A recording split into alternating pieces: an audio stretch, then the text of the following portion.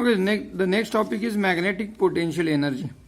So what is magnetic potential energy? Before that we can consider the example of electric potential energy.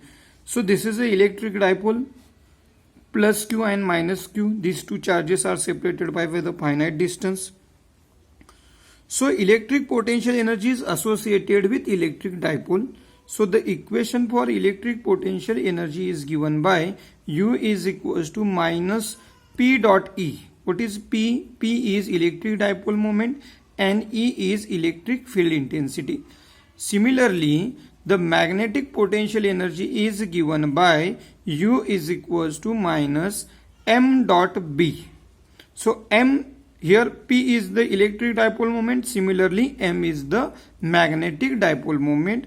E is the electric field intensity, strength of the electric field. Similarly, B is the magnetic induction, which gives the magnitude of strength of the magnetic field. So there is a dot product between M and B. If you consider the magnitude, then equation becomes MB cos theta. So theta is the angle between M and B. So for this magnetic potential energy, we can consider two different cases.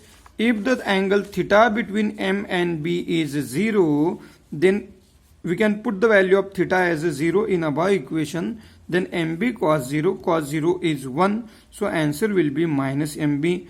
Minus MB means the potential energy is minimum when the angle between M and B is 0, means M and B are parallel to each other. Means magnetic dipole is parallel to the magnetic field. Similarly, if the angle between M and B is 180 degree, means if M and B are anti-parallel to each other, if you put the value of theta as a 180 in above equation, then MB cos 180 is minus 1. So minus and minus becomes plus MB. This equation gives the maximum value of potential energy, magnetic potential energy, when M and B are anti-parallel to each other. This is the one topic. Now the next topic is Biot-Savart's law. What is the Biot-Savart's law? This gives the magnitude of the magnetic field at any point.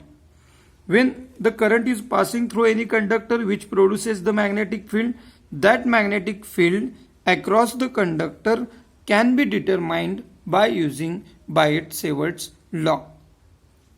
Now, to determine the magnetic field at any point, we consider one case. Suppose here is an arbitrary shape of the wire. Arbitrary means any shape of the wire which is made up of n number of small elements, length elements dl. So out of that we consider one small element, that is dl. This small dl, we consider one point P which is located at a distance of small r from the length element dl. The current flowing through the conductor is I. Here the magnetic field due to small length dl at point P is denoted by dB. Then according to Biot-Savart's law, how we can define the Biot-Savart's law, or what will be the value of magnetic field at point P due to length element dl. So we can define, or we can state the statement for the Biot-Savart's law as a, according to Biot-Savart's law, the magnetic field at point P is, the magnitude of magnetic induction is directly proportional to current flowing through the conductor, directly proportional to small length element dl, is directly proportional to length angle between, sine of the angle between length element and point P, or distance of the point P, sine of the angle between them, and is directly proportional to r square, means square of the perpendicular distance of the point P from the conductor.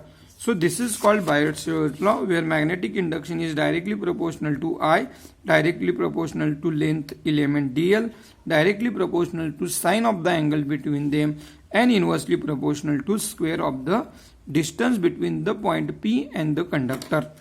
So if you remove the proportionality sign, we should consider some constant.